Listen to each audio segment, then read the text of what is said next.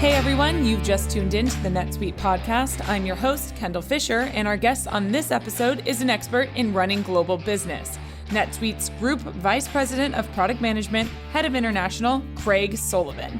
We'll discuss the importance of thinking globally and acting locally, and why it's a concept that all companies, no matter their size, should focus on right now. We'll also dive into some of the challenges businesses face in growing internationally and his advice for overcoming them. You're listening to the NetSuite podcast, where we discuss what's happening within NetSuite, why we're doing it, and where we're heading in the future. We'll dive into the details about the software and the people at NetSuite who are behind all the moving parts. We'll also feature customer growth stories, discussing the ups and downs of running a company and how one integrated system can help your business continue to scale. Before we get into this episode with Craig, I want to thank our sponsors at Blue Microphones for enabling us to amplify our voice here at NetSuite. Everyone has a story to tell, and if you're a storyteller, you probably know Blue Mics for their iconic Yeti microphone, which has helped millions of people find and amplify their voices. If you're thinking about creating your own podcast, check out Blue's new YetiCaster, the complete mic and boom arm system ready to connect to your laptop, bringing the ultimate broadcast studio setup to your home or office. I'm actually using their YetiCaster right now in our Santa Monica offices, and honestly, the sound makes me feel like I'm kind of a professional sound engineer or something, and I'm definitely not, but it's pretty rad. Anyway, you can get your hands on a Blue mic yourself by heading over to bluedesigns.com and using code PODCAST at checkout for a special price. Hello, NetSuite listeners. Thank you so much for tuning in today, and I'm glad you did, because today we're talking all things global with Craig Sullivan, Group Vice President and Head of International. Hi, Craig. How are you? I'm great. Good afternoon. So it's Thursday afternoon for everybody who's listening in right now. How's your week been going so far? It's been a busy week. I just got back from London on Friday. Oh my gosh! So that was the fun of the the jet lag experience, right. coming back to the West Coast, which means I get up really early, right? But also have to go to bed early in order to get myself back in sync. But it's Thursday. I'm 6 days in, so I think I'm pretty much on track again. How many would you say it takes? About 3 days or so? Well, it depends, if it depends sort of how long you've been doing this, I guess you could say. When you start to put a few more years on, you find it takes a little longer to get acclimatized. But the rule of thumb is usually about, for every hour of time change, it's going to take you roughly a day. Oh, wow. To really get back into sync. So, oh my gosh. So, you can game it by having really short trips over long distances. Yep. So, go to London for a couple of days and then come back, and your body doesn't really know what's happening anyway. Right. But if you're there for, long enough to acclimatize, then when you come back, you can expect to experience the joys of jet lag. That sounds exhausting. But exhilarating. But at least you're used to it. Exactly. And that's the thing. That's what we're here to talk about today is our global expansion, not only, with NetSuite, but really global expansion across the board, in business in general. So let's dive right in then. One of the things you say is thinking globally and acting locally. And we all know that. But why is it so important right now? Why can't business leaders just focus on their local markets right now? Yeah, it's a good question, because of course, you basically focus on things that are going on, right outside your door, and you're dealing with the customers that you've always been dealing with, or the things that you can really take care of. I think the shortest way to answer that is to say that the world has changed.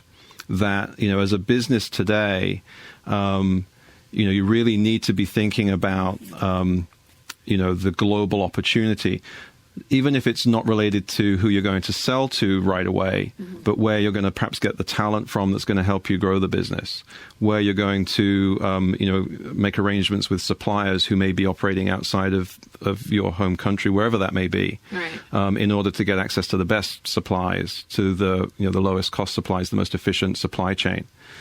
So acting global is more than just who you're selling to. It's about how you're really thinking about structuring and operating your business. And, in order to be competitive, you need to be thinking, beyond, your hometown, your home state, your home country. Because if you're not, then your competitors are. So then as a starting company, do you think that we need to be thinking about going global from the very beginning, or is this something you worry about later? You focus local now and then worry about going global later. When does that happen? You have to. It's tough to decide exactly when to do any of those things, but you really do need to be thinking about the global opportunity as early as possible. When you're designing the product, when you're building your team, when you're putting in place the relationships that are going to help you grow the business, you do need to be thinking about that global action, today more than perhaps in the past, by virtue of the fact that, if you've got a website, people are going to find you. And, if those people are finding you, you're going to want to have something to say to them and something to offer to them. And so, and everyone's got a website, everyone's got a social media presence these days. And so, your customers are going to be finding you whether or not you're ready to engage with those customers or not. And so, thinking about that early on means that you can more rapidly respond, when as a US-based company, you find that you've got interest from a customer base in China, right. Or as a German business that you find that you've got interest from customers, in Australia, for example. All of those kinds of things need to go into the way that you think about building your organization and your business early on to ensure that you don't have to, basically make expensive changes to any of the things that you're doing much later. Yeah, that's what I was just thinking about was, if you really just are focusing locally from the start and then, in 5 years or however long, you almost take 10 steps backwards just to refocus on an international build out. Right? Exactly. It's much easier to put the foundations in at the beginning of your, the growth of your business than it is to try and kind of, put them on scaffolding underneath the building once you've already built it. Exactly. Think about putting the right foundations in place. Well, and I think of it in terms of being for our listeners, I'm born and raised in Southern California. So I think of it from a perspective of earthquakes, as dark as that is. But you don't build the house without the earthquake, foundation and right. protection built in. And then once the house collapses, you just decide, okay, now we'll do it. So right. That's the way I'm that's the foundation you need. So, where we tend to get engaged is with a lot of businesses that are either at the very beginning of their journey today. So companies like GoPro, actually, a few years ago, they bought NetSuite when they were a 3 or 5 person, company still in the garage in Santa Cruz, and they grew that business, very, very rapidly globally. Yeah. Using the NetSuite One World capabilities in order to support their needs, and have become a more than $1 billion revenue organization, all from that that one decision that allowed them basically to leverage our platform to support their international growth. And then on the flip side, you have customers like PageGroup, which is a 40-year-old financial hiring organization that provides accountants to helps businesses find accountants to work in their organizations. They're operating in 36 countries, right. 140 offices, still growing today at double-digit growth. Wow. And their challenge is basically trying to unpick the foundation that they put in early on that wasn't designed for this. Yeah. So they've replaced dozens of ERP and finance systems across their 36 countries with one instance of NetSuite in order to basically put that foundation in now to basically support their continuing growth around the world. Yeah. Well, you answered my question, because that's what I was going to ask next, was about some of the companies that you've personally worked with right. here at NetSuite that have gone international and the challenges they face. So that's really it, is not having that foundation. Any other big challenges? Well, the other customer I mentioned is the Groupon. So when Groupon was growing at its extraordinary rate, back in 2010, 2011, they were one of our first customers to adopt One World. And to basically test our ability to be as agile as they were being with their business, and we went from 0 to 42 countries with them in less than 9 months. Wow. Which for the listeners that are familiar with ERP implementations in general, that you're lucky if you get one country implemented in that time frame using traditional systems, and we were able to do that with them on the suite, running One World across all of their businesses around the world that rapidly. So what is a company like Groupon? Why do they find trust in NetSuite to go, sure, we'll be one of the guinea pigs for this, new implementation on NetSuite, like One World? What makes them trust us? Well, at that time, we'd been around. The company was founded in 1998, so we were a 12-year-old business. We had been growing our company. We were public at that time as well, they knew that. First of all, we had been running our own business on that version on the OneWorld product for a little while. Right. So we had basically proven that it can support the kinds of businesses that that they were becoming. But also that they knew that it would be impossible to achieve the kinds of things that they were achieving, without undertaking an immense investment in traditional ERP systems. We were really the best solution for an agile, rapidly growing business. In NetSuite, you can literally click a box and add a new subsidiary that basically inherits all of the business processes that you've defined for all of your other subsidiaries. Wow. So you can in moments basically create a new legal entity within the system that you can then start running and transacting your business on.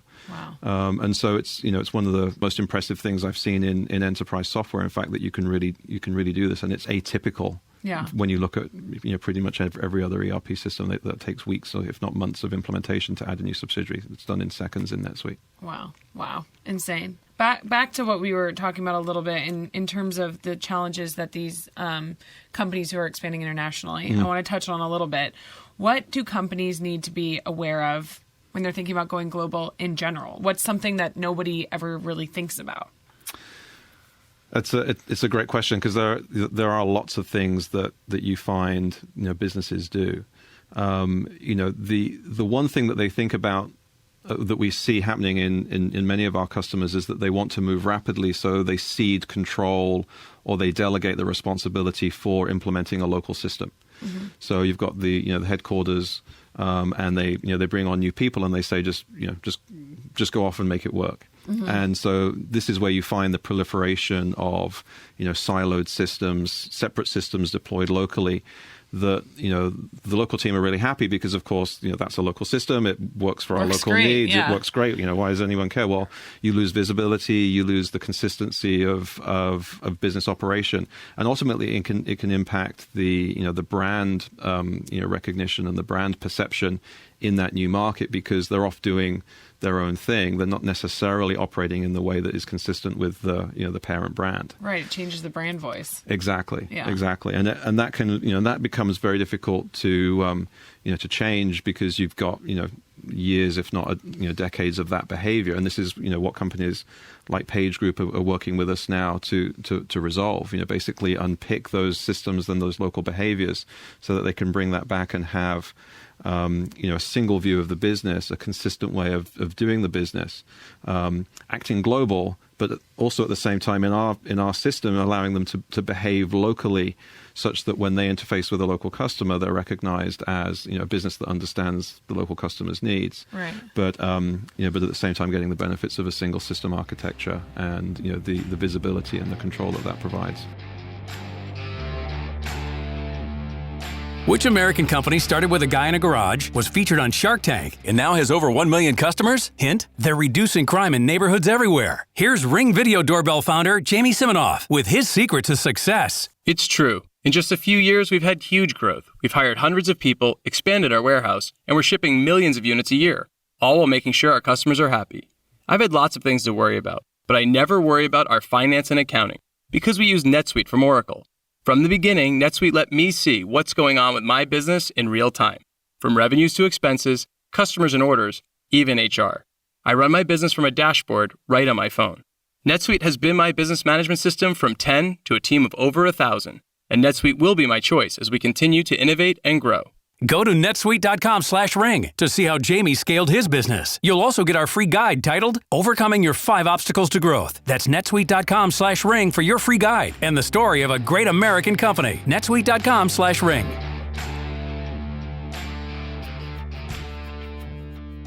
So, you've mentioned PageGroup and you've mentioned Groupon, kind of on a broader spectrum. What is NetSuite doing to help our customers across the board overcome these challenges and take advantages of opportunities that global expansion provides?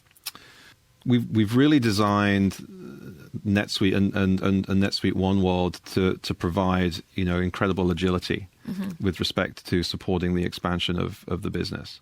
So, we talked about being able to quickly add subsidiaries and extend business process out to those markets. That really makes a difference because at that point, then you're able to make business decisions that are not constrained by your business system. And that's one of the things that we hear a lot from the customers that are running successfully and growing successfully on NetSuite today, is that they no longer have to worry whether the system will support their needs in these countries, because they've seen what we've done with other customers, they've seen what we've done with their business up to that point. So it's really a case of, does it make sense for me to sign a supplier in a new country? Does it make sense for me to open office so that I can focus more on building relationships with customers and clients in a particular country, as opposed to, boy, how difficult is it going to be for me to find the right system to support the needs of this business? How am I going to get access to the data and integrate and work within the constructs of how those systems operate? Right. And that's actually a big part of the way that businesses think now. And again, acting global, being local.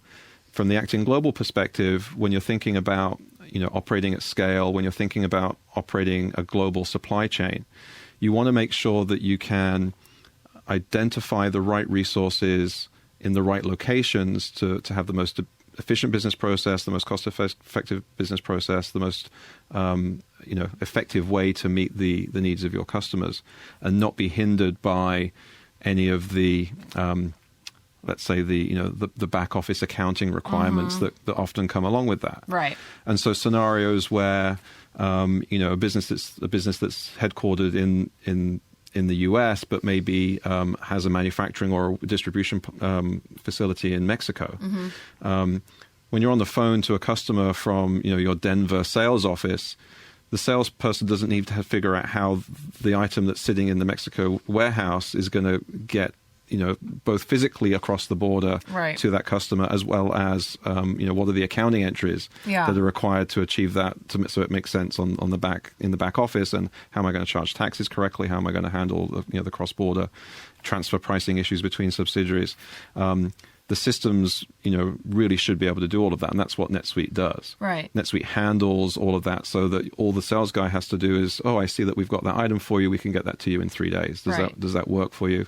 Enter the order, submit. Right. Behind the scenes, NetSuite's taking care of routing that information to the warehouse so that they can fulfill the order, and basically do all of the business process. So we talk about that in the context of business process independent of your legal entity structure, which is, to your question, one of the biggest challenges that we see many customers facing is that they have to think about the legal entity structure before they can actually satisfy the customer's request. Right. And we remove those kinds of, the need to think about that. Right. So for the, maybe they're not a NetSuite customer, but for someone who's listening in right now, that's, a small company out of, let's say, Denver, since you just used that, small company out of Denver has absolutely no idea of how they could possibly ever go global.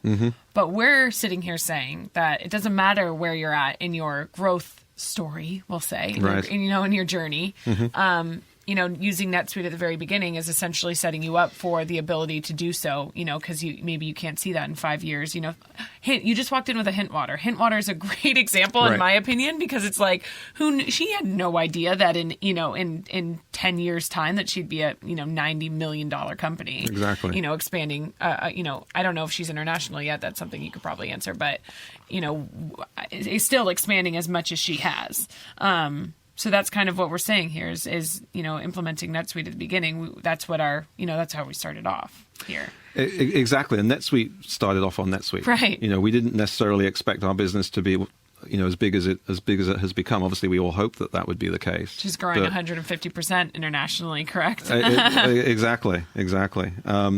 And yet we're still running on the same an evolved implementation, but it's actually the same account in our system that we've used from the very beginning of our business. So we've grown from Evan and the team, 4 people, to this 7,000 person organization, seamlessly all on the same system. You don't hear those stories in any other accounting or finance or ERP system anywhere else in the world. Right. And so, that's the thought process that that you should be going through as a business that has aspirations. Right. Is just because you can run on the system that you're looking at today doesn't mean that that's the system that you'll be able to continue to use as your business becomes more complex. So those are the questions you need to be asking at the beginning. Absolutely. Whenever you're looking into whatever ERP system or software system, you really need to be asking those questions at the beginning. Absolutely. And, and that's what the Suite Success offering is all about,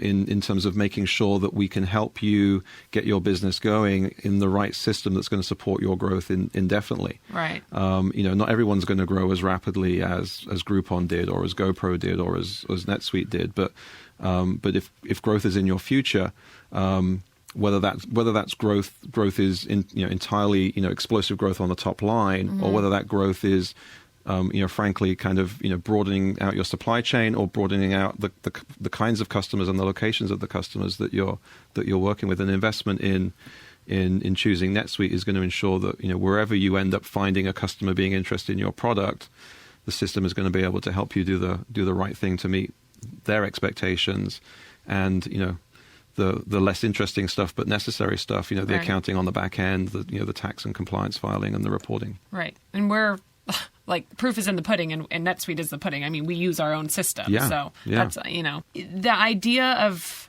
NetSuite being affected by this Oracle acquisition, and NetSuite changing because they have this massive, company now, who has acquired them. Mm-hmm. How has, the acquisition affected our global growth, and what does that mean for our customers? It's accelerated everything. Yeah. Frankly, we had the vision for One World. We had the vision for how we were helping businesses support their international growth. What the acquisition has allowed us to do is to really focus on executing against that vision, and moving from a role where we were primarily looking at businesses that were headquartered in the US or the UK or Australia, let's say, the English-speaking markets, Yeah. and supporting them as they grew globally with capabilities that allowed them to do the local things in the markets that they were operating subsidiaries in. It's allowed us to say, well, what if we now focus on businesses that are HQ'd in non-English speaking markets? So the largest economies in the world, Germany, China, Brazil, Right. France, India, etc. And, what do we need to do, and how rapidly can we, deliver the localizations so that those are offering for those markets, when we're talking to the C-level executives at the HQs in those countries, that when they look at the NetSuite offering, they say, yeah, you're as local as I need you to be for this market. You're as local as any of the local players, but you've got this global capability that is something that we don't see in any of the the mid-market offerings in these countries from a domestic offering perspective. Right. When you speak to a German manufacturer, guess what? They're not necessarily manufacturing everything in Germany. They're offshoring some of that as well, but they're also selling outside of Germany. Yeah. Our system, just in the same way as that helps a U.S. business, trade internationally, our system is the perfect system to support you transacting internationally and engaging internationally from any country that you might be headquartered in. So that's the big change, and that's what's being accelerated, is our ability to deliver those deep local capabilities for these non-English speaking markets, the other largest economies in the world. Right. So now, today, NetSuite is being used in 199 countries, correct? Correct. And I mean, that a big portion of that was because of the acquisition and our ability to be able to move into other countries, or? Well, that number is based upon where, regardless of where you're headquartered, where you've deployed subsidiaries. Right. So that takes into account the fact that Groupon deployed us in 40 plus countries. Right. It takes into account what PageGroup has been doing, and Right. GoPro, etc. Where the difference has come, and this is what we talked about a couple of weeks ago at SuiteWorld, is that we've now focused on delivering true local capabilities for businesses in Germany. Okay. True local capabilities for service-based businesses in Brazil. True local capabilities for businesses that are HQ'd in China. Right. So we're dealing with the accounting standards. We're dealing with the certification needs for financial systems in those markets. We're dealing with tax calculation and reporting. We're dealing with financial statement generation. In terms of those are the fundamentals of what it means to be localizing an ERP system. Mm-hmm. But at the same breadth, we're also basically saying, if you're a Chinese business and you're selling to customers in other parts of Asia or anywhere else in the world, you can take the NetSuite system and deploy a subsidiary in, let's say, Singapore, right, and basically create that subsidiary and then operate, across those subsidiaries from that single system. Wow. And at the same thing, because we're a suite and because we include commerce capabilities, you can host a website, you can integrate with a commerce platform, and then you can transact with a customer wherever they may be. Right. We're not geographically constrained, and our customers are therefore not geographically constrained by virtue of our architecture, by virtue of the fact that we're in the cloud, by virtue of the fact that we've built the system that's designed to run multinational businesses, and we have the commerce front end so that you can engage with a customer that may be buying from a country that you're not yourself operating in, but you can still put a site up in their language, you can transact with them, calculate local taxes, right, ship product to them, take their local payment methods. Can you give an example of a company that's a great example of doing that right now that's non-US based? We have a number of commerce businesses around the world. We've got a strong and growing presence in fashion retail. Yeah. And so there's a company called All Bar Brown that's been a long-standing customer in the UK that's been running commerce capabilities with our ERP capabilities on the back end, and they have they've expanded. They have stores in Florida and south of France and other parts of the world now, all running with with NetSuite as the central system for that business. Yeah. So I just quickly, off the top of your head, so many different stories. Can you name all 199 countries while you're at it? No, I'm kidding. I can name the ones that are not on there. Oh, yeah, I'm sure you could. If you've ever met a famous athlete at a corporate event or gotten an official autograph, chances are Steiner Sports made it happen. Here's Brandon Steiner. We believe that there's magic in the moments that sports creates. We get customers closer to the game and help companies use the power of sports to grow their business. We've been in business 30 years, and we've had multiple systems to keep track of all the athletes and all of our customers. Multiple systems means multiple headaches. So we made the move to NetSuite by Oracle. NetSuite lets us replace all of our finance, inventory, and CRM functions with one convenient system. Now all the departments can see the same data. And if I have a question about our business, I can get the answer quickly.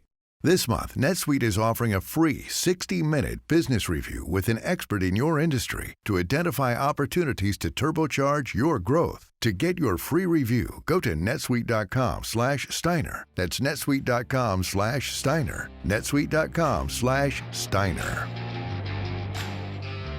So moving forward, we're about to, kick off fiscal year 19. Mm-hmm. What can customers look forward to over the next 12 months, especially when it comes to global expansion?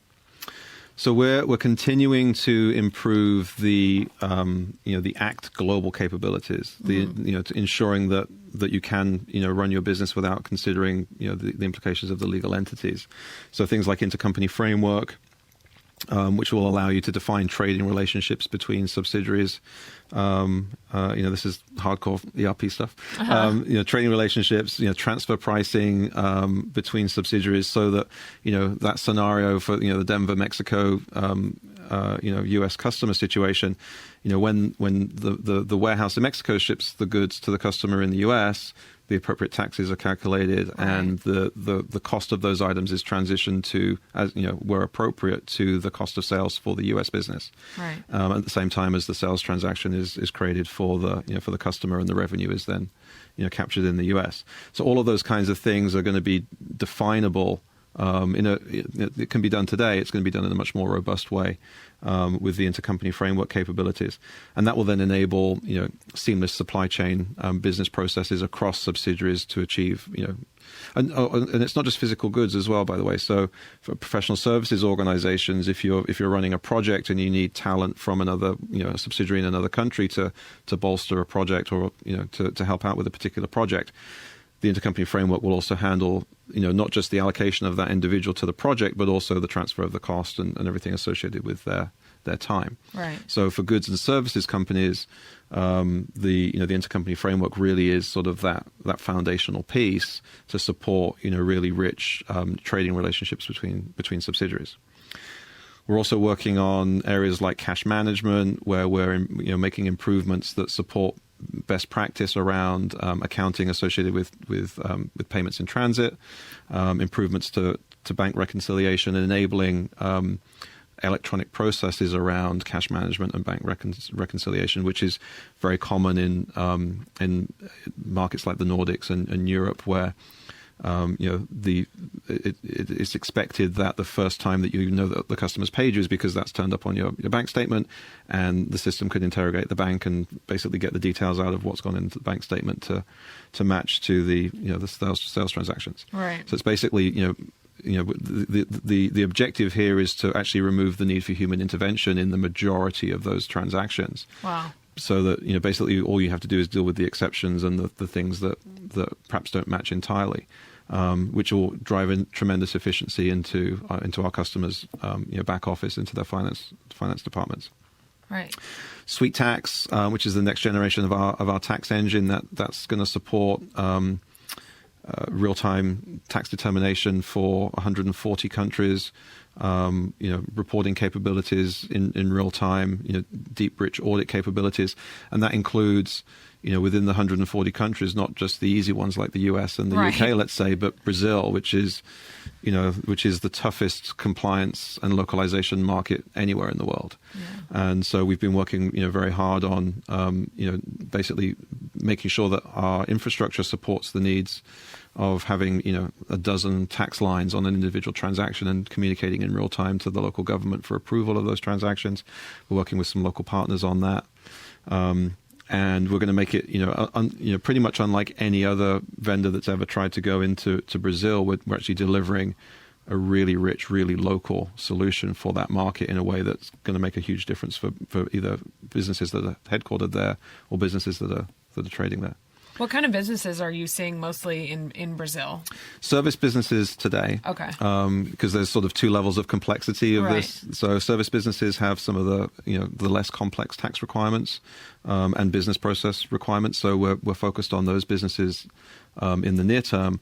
But we're on track for in the next year to be ready for product-based businesses as well. We have customers in all categories in Brazil today, right? And so we're working very closely with them to learn what are the remaining gaps, what are the kinds of things that they have to do to be successful. And that's actually probably one of the things that I'm most excited about is not for myself, but for the team, where they've basically taken this immense challenge, worked really hard for a number of years to basically deliver something that, quite frankly, most of our competitors have not been able to do. Wow. At any real scale. Yeah. And so, Brazil's a key market. China, we're going to continue to invest there. China's a huge market, both domestically for, people in China, but also for U.S. businesses selling into China. Of course. And so, there's a lot of complexity there. And one of the things that we showed at SweetWorld as well was integration with WeChat for expense reporting to extend our business process capabilities to, the app that local Chinese citizens and workers use all day, every day for their lives. Yeah, because that's what I was just about to say. We chatted about, I'm part of the marketing team, and so we've chatted a lot about WeChat. Right. And it's kind of like the Facebook in the U.S., but it's utilized more across like work, personal, etc. Right? Exactly. Yeah, it's Facebook plus Google plus LinkedIn. It's everything. You make your reservations for lunch. You get the taxi to take you to lunch. You pay for your lunch. And then in the future with NetSuite, you also communicate with people and follow the news. And so it's Twitter plus Facebook. But that's a big part of our, the second part of our strategy, the Be Local strategy. We course. know that we're not going to, it would be crazy for us to think that 1 billion people are going to change the application that they use all day, every day, just so that they can submit their expense report through the business system. So we're going and working with, the Oracle development team in China and integrating into WeChat so that process becomes seamless. And again, removes that effort. And we're expanding from that, in the future as well, to basically say, okay, well, for a business that's selling online, for a retailer that's selling online, perhaps the priority isn't going to be a commerce website. Perhaps the priority should be integration into Taobao or Alibaba or any of these commerce platforms that exist in China, and allow you to basically interact with that and sell your products and services through those platforms again, and also through WeChat stores. Right.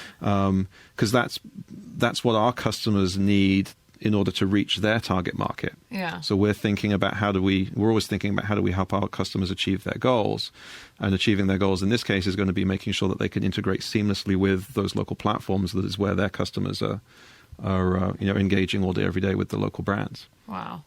We have a lot going on internationally, which makes sense because we're growing so quickly. There's a lot going on. NetSuite itself is growing quickly internationally. Oh, for sure. And so that makes a lot of sense. For sure. I mean, we've literally added hundreds of people into the European center, and that you asked the question about the changes that Oracle acquisition has brought, access to office space and the fact that they've got hiring capabilities in all of these markets that we're interested in expanding to, because we've got customer demand there. Yeah. All of that has become much easier for us within the acquisition. So we're working as hard and as fast as we can to basically fill the seats with great people and deliver great product that they can then take to market in those countries. Yeah.